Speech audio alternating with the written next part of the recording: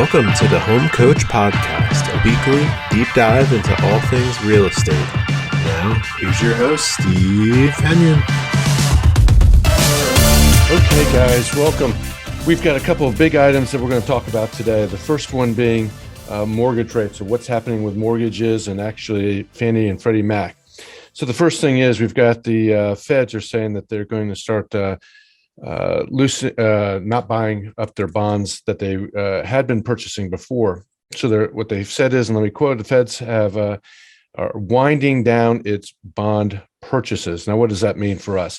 Well, what that means is they start winding that down. Interest rates for mortgages and credit cards are going to start to rise, and it's going to start to rise pretty quickly. Now, how much is that going to rise, and how much of an impact is that going to have? Well, currently we're at the lowest levels in some time, where I think the average fixed mortgage rate right now is about 2.86% out there. That's phenomenal. So then what are we looking at for 2022? Even in the short term of it, I think what they've said now is by mid 2022, we're looking at 3.5% interest. That is still great. As many of you who might be older that have bought houses over a generation ago know that interest rate marks at 8% were considered to be very good rates. So we haven't seen those. There's been an entire generation that hasn't seen rates up at anywhere near 8% on it. So sitting at 3.5 looks to be still pretty healthy and being able to fuel. I don't think people are going to be backing out of buying a house over a 3.5% interest on it. But it will impact, obviously, some the purchasing power that they have, especially as home prices are rising.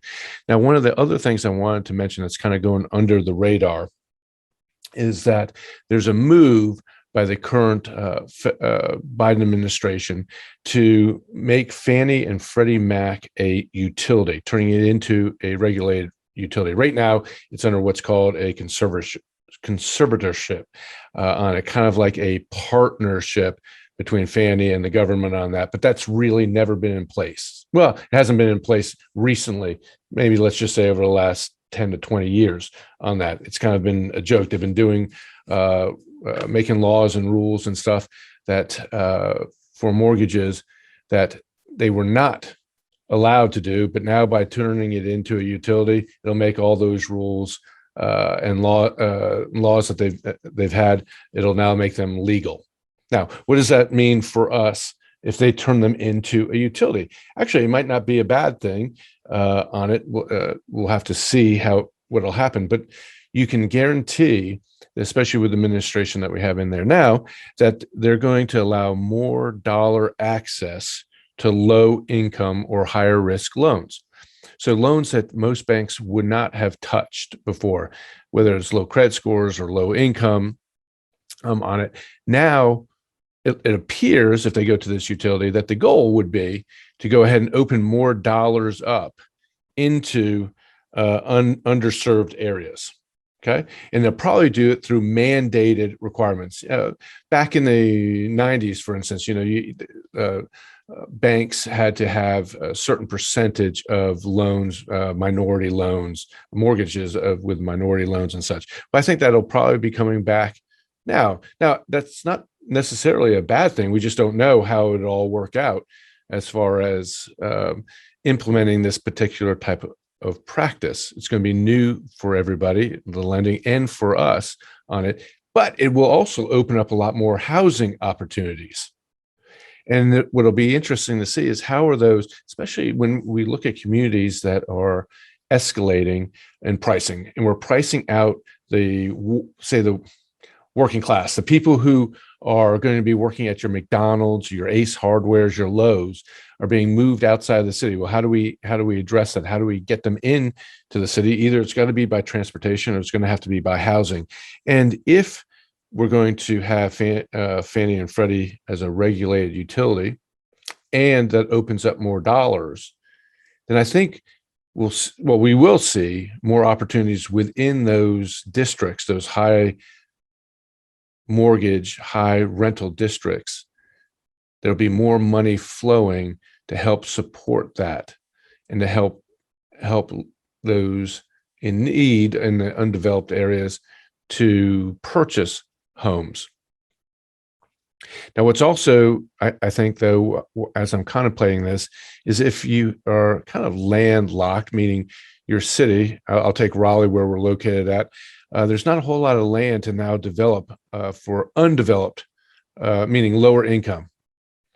So will the feds start demanding that condemnation of places, buildings, areas in order to increase this lower income housing?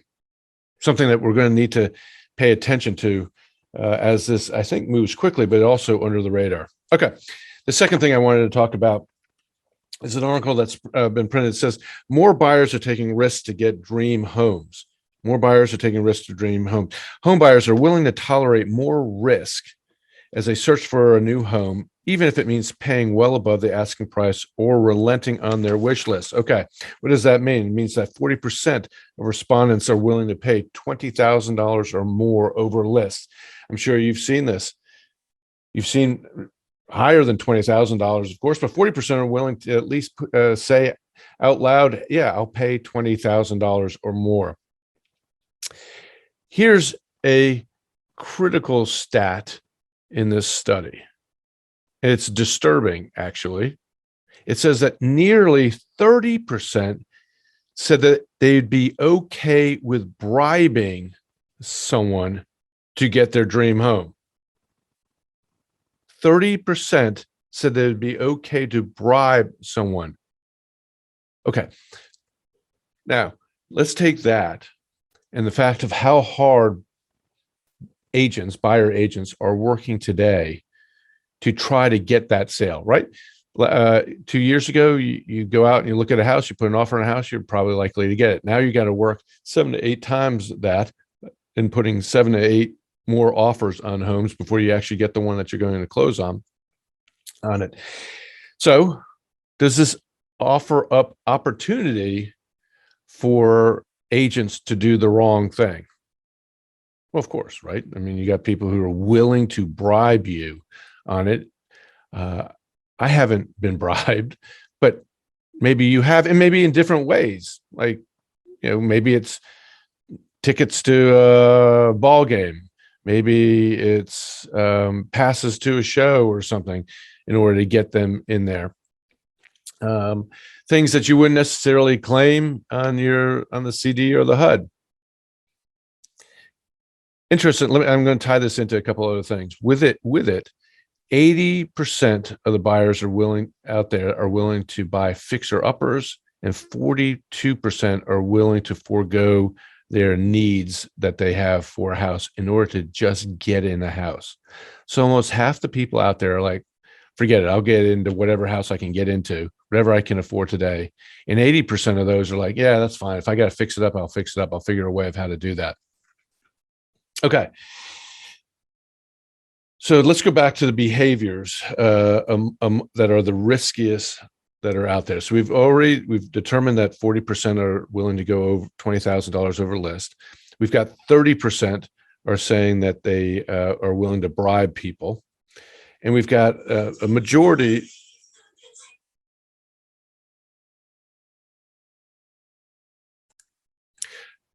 All right, so let's recap kind of the stats of where everyone is at. 40% are willing to pay $20,000 or more over list.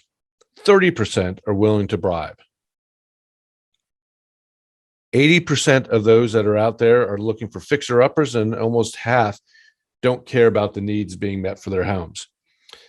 So then here's the behavior that you all are seeing out there of the buyers that happen to be risky in today's environment. If we go back to 2009, you wouldn't be, I'm sorry, 2019, you would not be discussing what I'm about to say here in 2021. So top, buying a home without seeing it in person, waiving inspections, skipping an appraisal, and paying significantly above the asking price. Now, I want to address those four, and then how does that impact us and what we're doing in our business? And I'll give you an example of something that kind of just happened with one of my agents here.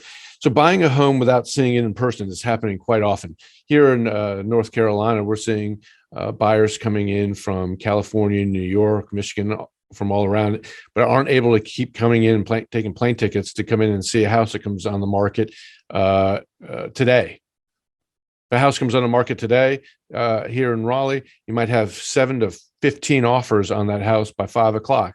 Of course, someone from California is not going to be able to fly in, take a look at that house, walk it, and then write up an offer on it. It's just not going to happen, right? So the only way they're going to be able to do that is to do something like a video tour of the house at best. That's buying a home without seeing it in person. Waiving inspections. It's hard to imagine waiving the inspections of a home on it, and whether that's even how that's being offered up by an agent, because during your due diligence period, that's the only way you're going to be able to find out if that house is falling apart and whether the asset that you're backing up with that mortgage is protected, or at least, protected, at least worth what you're paying for, right? Does it have the bones that you expect it to have for the house on it? Skipping an appraisal, I don't know how you're skipping an appraisal. What I see is appraisal addendums, which I think are useless out there, but appraisal addendums that are being added by buyers that saying, hey, if this house doesn't appraise for the price that we're paying for, right? You have a $500,000 house. You put in an offer for $550,000, and with it, the buyer's agent says, hey, we have this appraisal addendum that says, even if it only appraises for 500, we're still good with paying for it. We got the cash. Well, if you're in the due diligence period, you're going to be able to get out for any reason or no reason at all, right? So it doesn't matter about whether that appraisal contingency is on it. Now, I do recognize across the country, we have different, I don't pretend to know all 50 states out there and how their process works. But there is a time in all those states where you're going to be able to inspect a home to ensure that it is what the seller says it is, right? That's the time for you to investigate. And everyone knows that you got to get an appraisal on it, but we're assuming that if you're going to pay $550, that you're going to be able to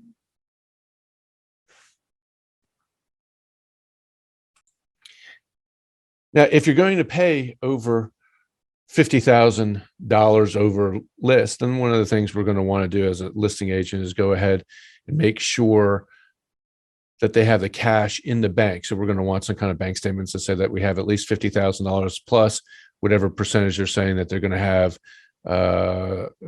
putting in a down payment, right? So if it does appraise at 50% at $500,000 and they have a 10% down payment, then we got to make sure that they got $100,000 sitting in the bank in cash right now, right? So that's a prudent thing to do.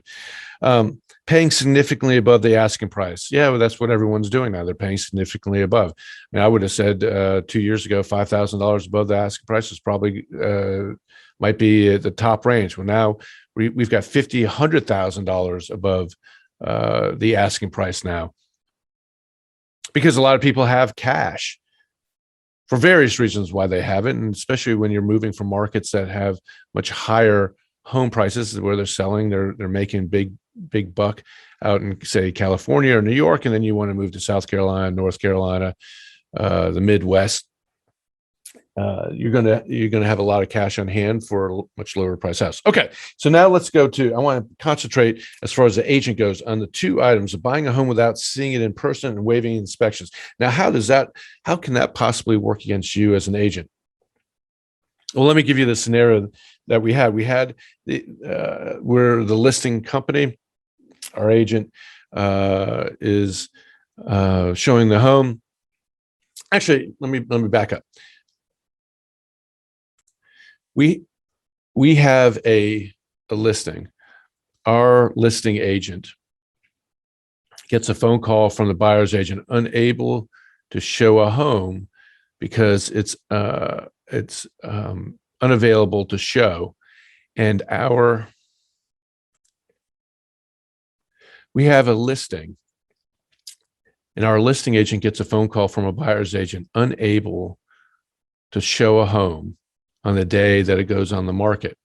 So asks our listing agent to do a video tour of the home for their client, which he does. The buyers, having seen the outside of the home and the inside of it through a video, through their buyer's agent, who hasn't seen the house, makes an offer on the property. They make the offer for $25,000 above the list price being $425,000. They do their due diligence on the property. They have their inspections done, and they come across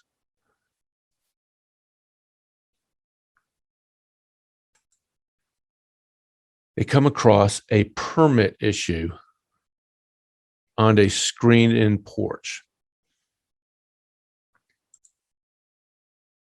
We have a listing that goes on the market. The day that it goes on the market, traffic is high. There's a customer whose buyer's agent is unable to show the home at the day that it goes on the market.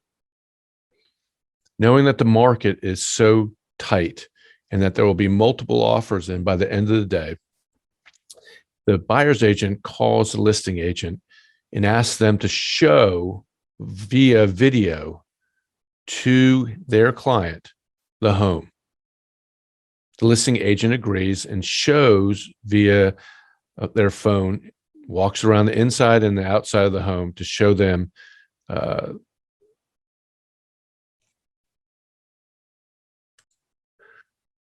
walks around the inside and the outside of the home, videotaping it for them, or live taping it for them. 3 hours later, an offer comes in from the buyer's agent and their client, $25,000 above asking price for the home, no contingencies, closing in 30 days. Now, everything's fine at that point. Then they go and do their inspections. Well, as the inspections are coming close to the end of due diligence period, where they have to decide whether they're going to buy the home, negotiate something, or leave, they uncover that a screen-in porch was unpermitted. This home, it took a lot of effort to find that this home was unpermitted, as certain records weren't kept through a certain period of time by the municipality and such. But they, in any event, they uncovered it. They decided to leave the transaction. So they terminated the transaction. However, upon termination, they wanted their due diligence back. They're not owed their due diligence during this period of time, but they do want it back. And they claim that both the agent and the seller misrepresented the home. Now, let's pause there for a second and ask us a couple of things on both sides of this. Because I think this is something I've been talking about for the last couple of years. Well, ever since, let's just say a year and a half since COVID was coming in, but it was before that too, where I've been talking about agents moving too fast, agents not doing skill, care, and diligence in the process of writing up an offer or putting a house on the market or anything in between.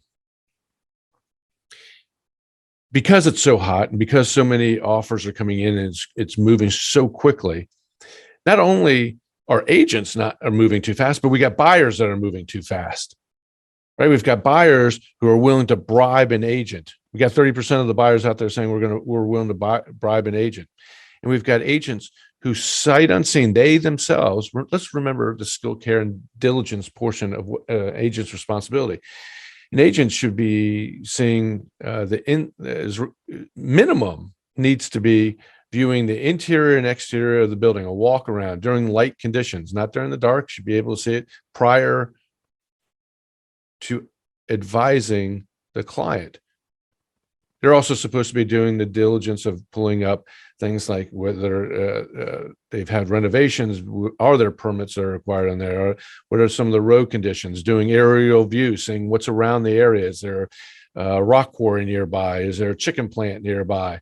Those kinds of things. An airport, how close is the airport? All those, as you all know, need to be is expected of the agent to do in order to advise their client as far as the pricing goes and where they can expect to come out and future possibilities with reselling the home, all of that. You all know what you need to do on there. Skill, care, and diligence. Well, some of this seems to be being put out the window when it comes to, I got to get an offer in quickly. In this particular case that I'm giving you an example of, the agent never saw the property. The only time the agent sees the property is later on in the process.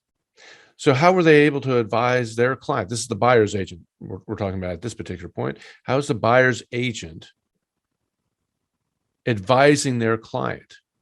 What are they advising them on? I mean, if you figure from the time that the listing agent showed the virtual video to these buyers, there was 3 hours passed. There's easily an hour or so producing the document that needs to be done. There's probably another hour or so of just trying to get the tax records and all in order to prepare that offer. You know, what are the identifiers for it? Getting the mortgage information together, making sure that the lender has got the pre-approval letter and all together for this packet. There's very little time that was even dedicated to doing a CMA, right?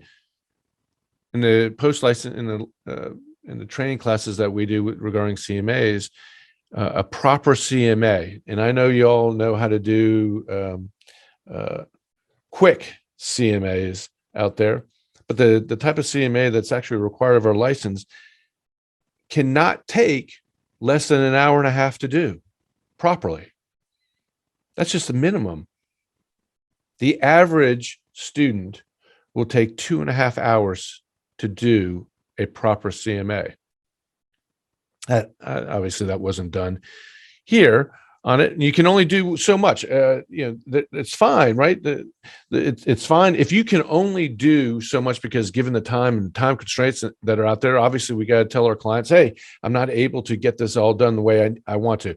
Normally, this would take me 6 hours to complete all this, but I've only got about 2 hours in order to do it and get it to you. So the information and advice I'm going to give you is going to be limited based upon those parameters, those constrictions that are there. That's cool. That's fine. But it also then opens up the door for risk. And so in this particular case, you've got someone who paid $25,000 over, paid $10,000 due diligence. They didn't get what they expected or they wanted. Now they get out and now they're upset. So who are they going to blame? Well, they're going to blame one or two of the agents. They're going to blame either both or the buyer's agent or the listing agent on this. But let's just say from the buyer's agent standpoint, how can you justify not seeing the house yourself, right? Preparing an offer to go out with no other information? One of the phrases I have, and you've heard me say before, is it's never a problem until it's a problem. And here we have a problem in this particular case. A buyer is buying a home without seeing it in person. The inspections of the house actually came in fine, but they were questioning one particular area, and now it's a permit issue. Not one that can't get resolved, but one obviously the buyers didn't want to have to deal with. All right, let's take it from the listing side on this too. So from on the listing side, are we taking listings and putting them up on the market quicker than we should without doing the proper due diligence? In this particular case, is the information readily available to know that the screen and porch was not properly permitted?